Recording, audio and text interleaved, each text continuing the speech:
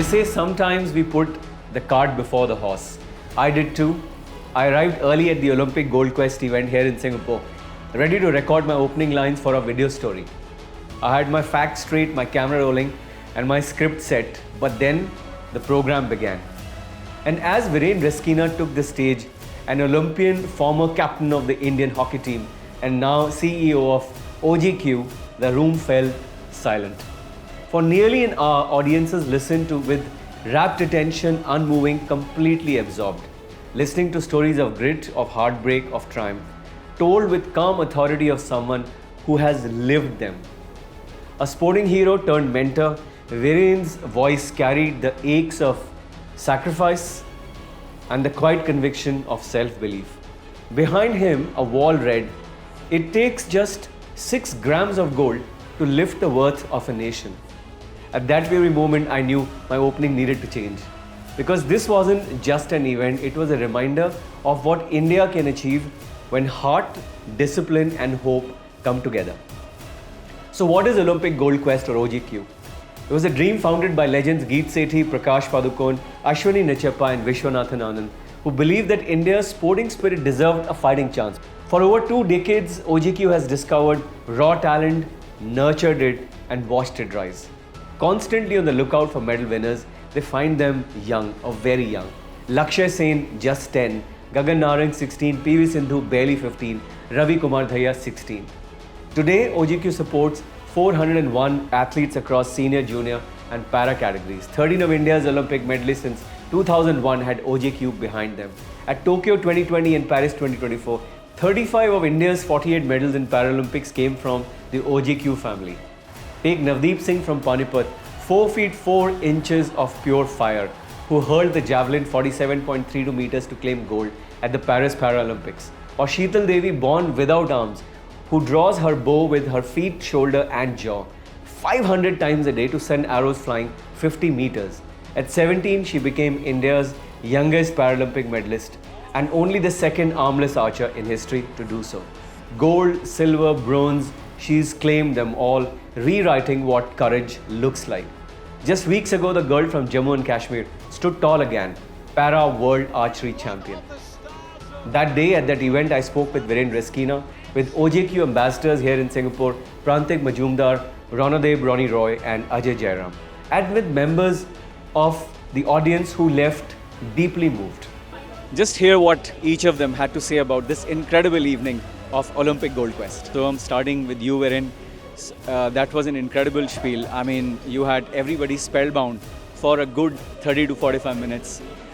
Please tell me, for the audiences who are not here, what was the purpose of doing this event in Singapore?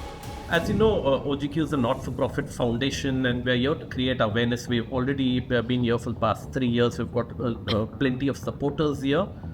But we have to support so many young athletes and just to create awareness about the great work that's happening at OGQ and the real need for support for India's most talented young athletes who hopefully will go to the Olympics and Paralympics, win medals for the country and bring great pride to the nation. Shalini, I was observing you. I saw that you were completely engaged in the talks at the various segments. Please tell me what resonated with you this evening. Today was super special and for a lot of reasons. First, it was about sports. And I think sports are a very integral part of any child's development. And you know, I don't know how to say it, but coming from Haryana, all I can say is that, you know, sports have made sure that girls are living more in Haryana today. Somebody won a medal somewhere and that's given hope to the girl child in Haryana where she can, you know, play sports and have her place on this planet. The third, something which is very personal to me because that's my profession as well, the persons with disability. It is so important. It is not about money, it's not about anything else, but just the identity that somebody gets because they won a medal for the country. It's game-changing.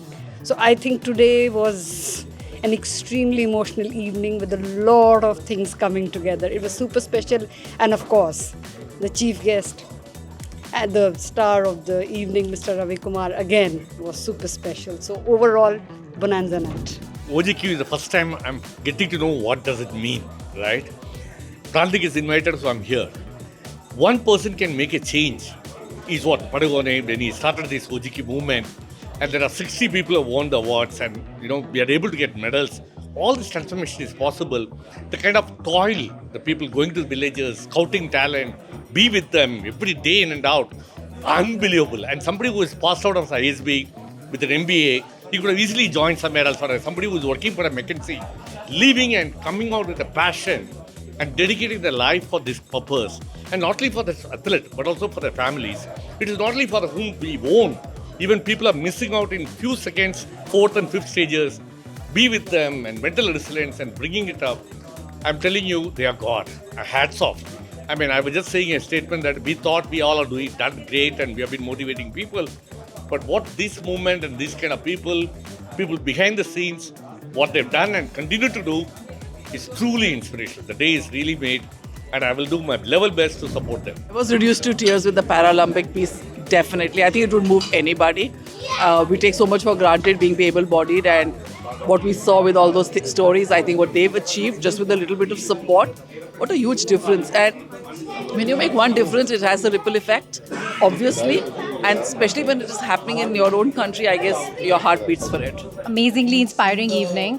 And for us, I think both of us have been very passionate about sports right from the beginning. So I think this is the start of a very long journey with OGQ as well. And as Prantik rightly mentioned as well, that it's all about kind of supporting them, not just with the funds, but also with viewership, because that is what drives things up. So we have to support them in their good times, support them in their bad times. But ultimately, it's the resilience that they have that wins over everything. Hugely inspiring story. We are so happy to meet everyone, the OGQ team. There's so much of passion and dedication, and we are completely moved by what's happening, and we'd like to support this and be part of the story going forward. Ronnie, Viren called you out as one of the contributors of Olympic Gold Quest. There are so many causes to support. What resonated with you and OGQ? Well, firstly, OGQ is probably one of the best NGO, well-run NGO that I know of. Viren and team run a phenomenal shop. Secondly, of course, sports is near and dear to all of us in some way. It always tugs at your heartstrings whenever India wins.